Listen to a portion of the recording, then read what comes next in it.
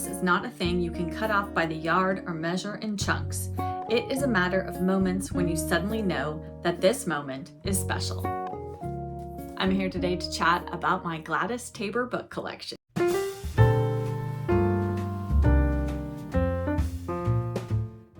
Hello book friends, I'm Jen and welcome to my reading life and welcome to day 6 of Gladys Taber week. All week long, a bunch of us booktubers have been celebrating the life and the writings of Gladys Taber.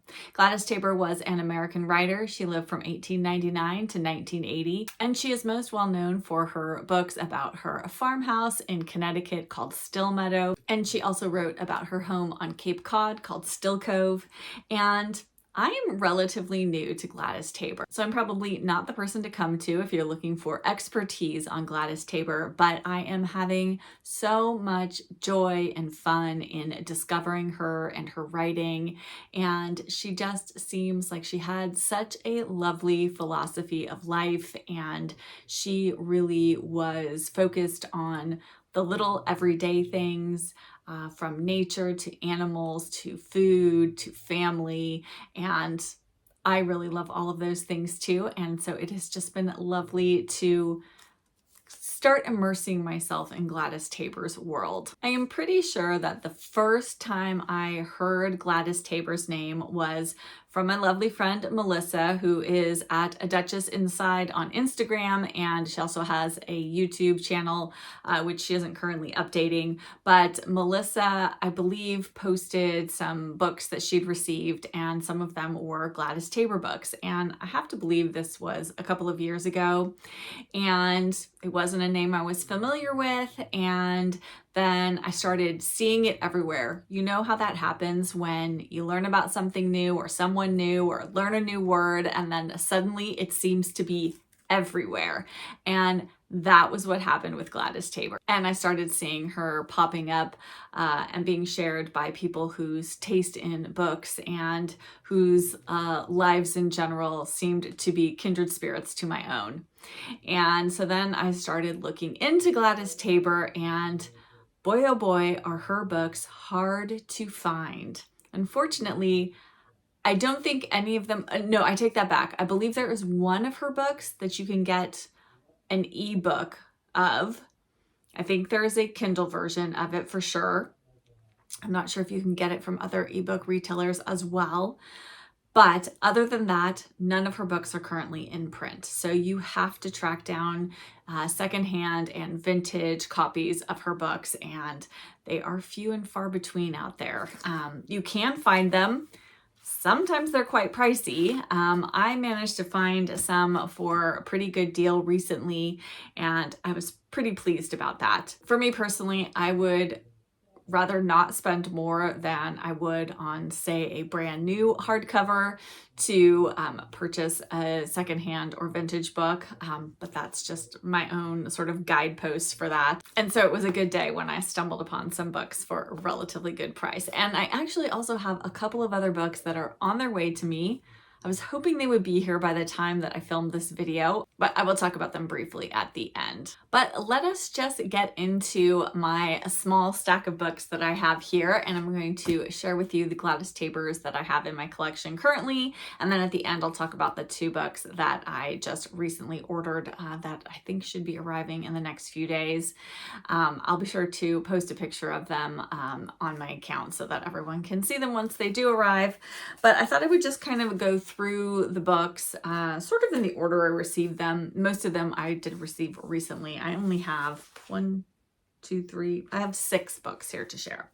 So the first book, and I do think this is one of the books that I have found is relatively easy to come by at a usually very reasonable price, and that is Reveries at Stillmeadow. And this is a woman's precious moments from the Stillmeadow book of Gladys Taber. This is actually a little Hallmark edition, and this is just excerpts, as it says, of her writings. It says, "Here are warm and eloquent writings about happiness, faith, memory, and all that leads to a rewarding life." It's illustrated by Stuart Sherwood, and there are excerpts here from her books, Especially Dogs, Especially at Stillmeadow, the Stillmeadow Cookbook, Another Path, the Stillmeadow Road, Stillmeadow Sampler, Stillmeadow Daybook, and Stillmeadow Seasons. So a few different, quite a few different books of hers are collected in here. And I just really love this. I think the illustrations are really lovely in here. So it's just short little excerpts, and then at the very end there are a few recipes, which is kind of fun. New England recipes. So there is New England boiled dinner, lobster stew the New England way. There is Indian pudding, baked stuffed clams, and cranberry tea bread. So yes, this is just kind of a lovely, good little kind of introduction to her writing. And like I said, I found this one seems to be fairly easy to get a hold of. And I have read this one. It doesn't take very long at all to get through. Obviously, it is a very slim little volume. So this is the one book I have in this stack that I've read in its entirety, and it is just so lovely. The quote I read at the beginning of the video is included in this little collection, and it just stood out to me, and I love quotes about happiness. And then next up is the book that I am actually currently reading. I am slow reading this throughout the year, and I'm buddy reading it with my friend Melissa, and that is Stillmeadow Calendar, A Country Woman's Journal. And this has a chapter for every month of the year, and so Melissa and I are just taking time to read each little chapter.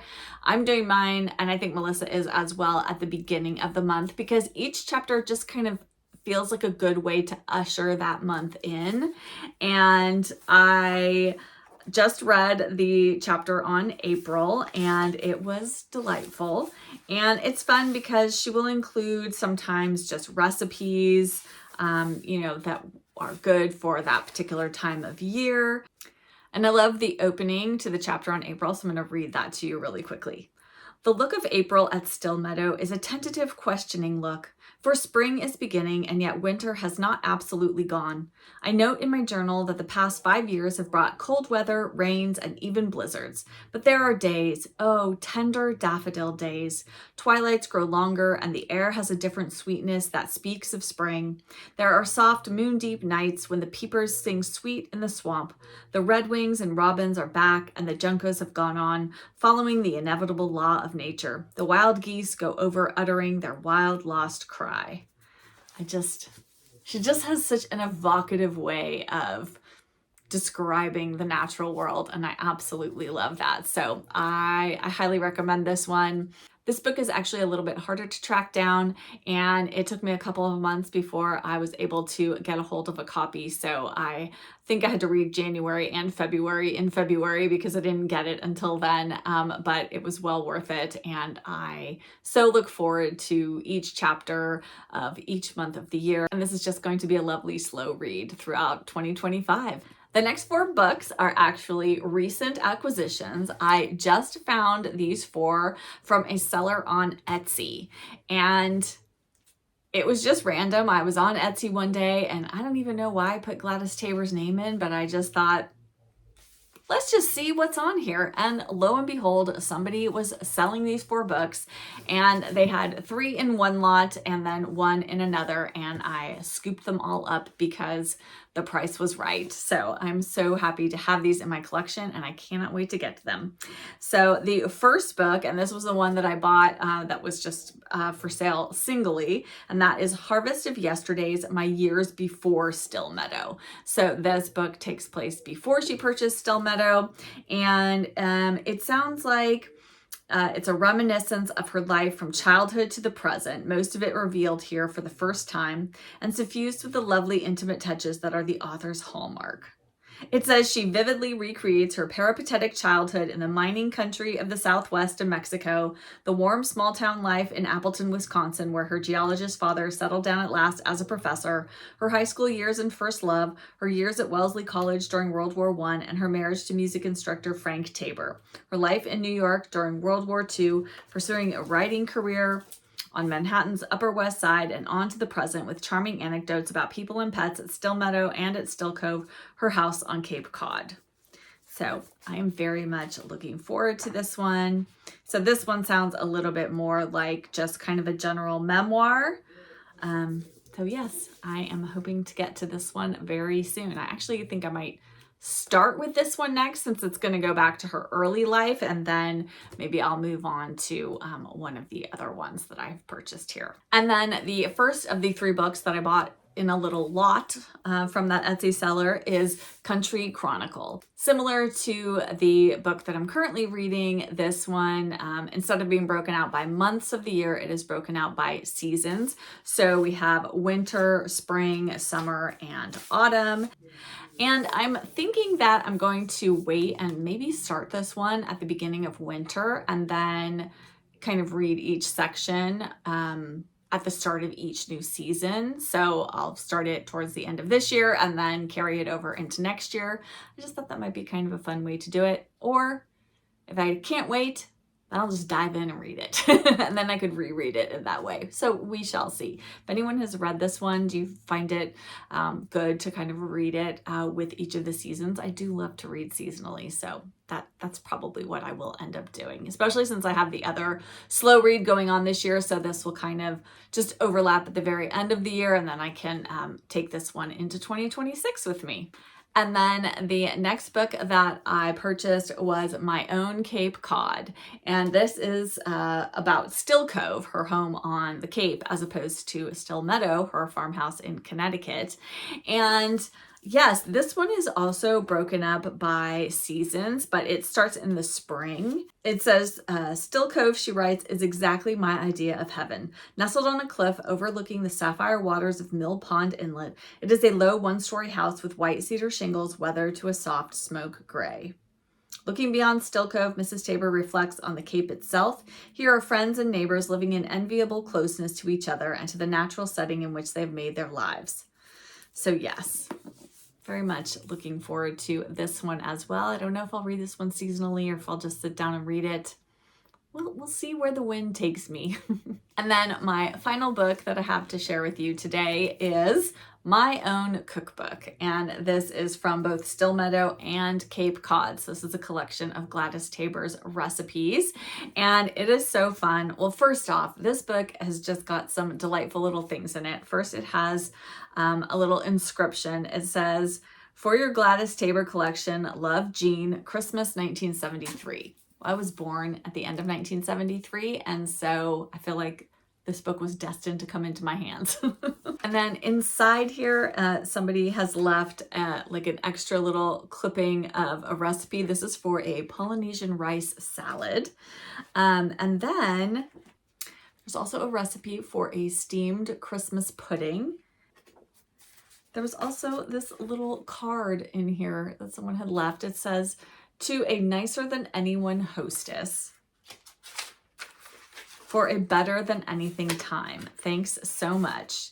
Thank you so much for a lovely evening and a beautiful dinner. Made 40 a little easier for Jim to swallow. Love, Jean and Jim." So clearly this might have been the card that came with this cookbook.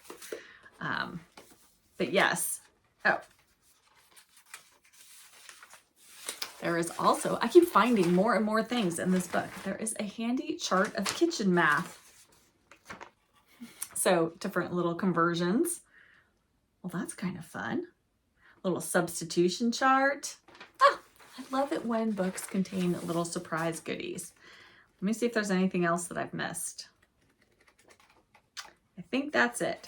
So, of course, the contents are broken down just as cookbooks are. It has appetizers, soups, eggs and cheese from the sea, meats, fowl, vegetables, salads, sauces and salad dressings, breads, desserts, pickles and preserves, miscellaneous beverages, odds and ends. And then there's an index at the back. So yes, it is very interesting. It is such a sort of retro cookbook. You can definitely tell that the recipes are of a certain era, but I'm going to go through this and definitely try a few things from in here just because I think it would be fun. Not all of them, I think, are necessarily the way we eat today, but it is fun to have this little snapshot in time of recipes. Let's see, when was this first published? This is from 1972. So yes, you can definitely see the influence of the 60s and 70s with like their use of gelatin and different things like that. They really did love to make things with gelatin and aspic and things like that in the 60s and 70s. So you definitely see a little bit of that at play here, but I think maybe some of the desserts and different things and some of her salad dressings, you know, and maybe a few of the other things. Oh, there's how to make Yorkshire pudding in here. Ooh, that might be kind of fun. I've never had Yorkshire pudding, so I think that would be lovely. Anyway, so this is my final Gladys Taber book in my collection. And then, as I mentioned, I do have 2 books on their way to me right now, and both of them are about Gladys Taber's cat, Amber. I think the first one is called Conversations with Amber, and then I can't remember the title of the other one. I'll put a picture of both of them up here for you to see, but you know how I love my kitty cats, and so I had to get those, and I found them on Pango for really, really a good price. I think one was a hardback and one is a paperback, but yes, I cannot wait for them to arrive because I really want to just dive into them. And I figured, you know, her talking about her cats won't necessarily be something that's needs to be a seasonal read, and so I can just enjoy her sharing whatever it is she's going to share about Amber. So very much looking forward to receiving those. And as I said, I will post about them once I get them so you can see them. That is my short and sweet little Gladys Taber collection that I have to share with you today. It has been such a joy to learn about Gladys Taber, to have her books come into my life, and also to be a part of this celebration of her that we are having this week. I have learned so much from the other booktubers and from their sharing their books and experiences and collections of Gladys Taber's writings. It's just been so, so lovely. I will have everybody who is participating linked down in the description box below, so be sure to go check out all their videos. I will have all their videos linked because I am the final video coming out today. And then tomorrow, Saturday, April 12th, do not forget, it is Gladys Taber's birthday, and we are celebrating with a live over on Elizabeth's channel. She's at Lizzie Faye Loves Books, and that is going to be at 7 p.m. Eastern Time. If you're on the West Coast like I am, that is 4 p.m. Pacific time.